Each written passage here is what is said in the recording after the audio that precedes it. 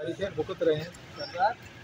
जहाँ जुल्म का निज़ाम हो वहाँ आप इंसाफ के लिए दर दर की ठोकरें खाते हैं। मेरा ये ख्याल है कि अगर आपने पाकिस्तान को बाकी एक वायबल पाकिस्तान, एक मजबूत पाकिस्तान बनना है तो फिर कानून की हुक्मरानी के बगैर, आइन की हुक्मरानी के बगैर हो सकता है। तो उसके लिए दिलों की हुकूमत करने और देना, जेल के उसको आज़ाद करना। हमने इसके जदोजहद को देखने ही गए रूस में क्या हो रहा है, तो ये ऐसे नहीं बैठे रहते। उसके लिए ज़रूरी है कौमी जब की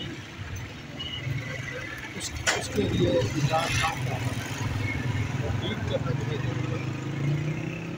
अल्लाह करे कि मेरी मुलाकात हो जाए खान साहब के साथ, तो बहुत सारी बातें मुझे इंशाअल्लाह। कब तक मुलाकात के चांसेस हैं? मुझे तो रोज़ाना ये है कि अपने यार से मिलने के लिए पहुँचूँगा, लेकिन हो सकता है कोई रुकावट हो। इंशाअल्लाह ज़रूर दूर हो जाएगा। थैंक्स।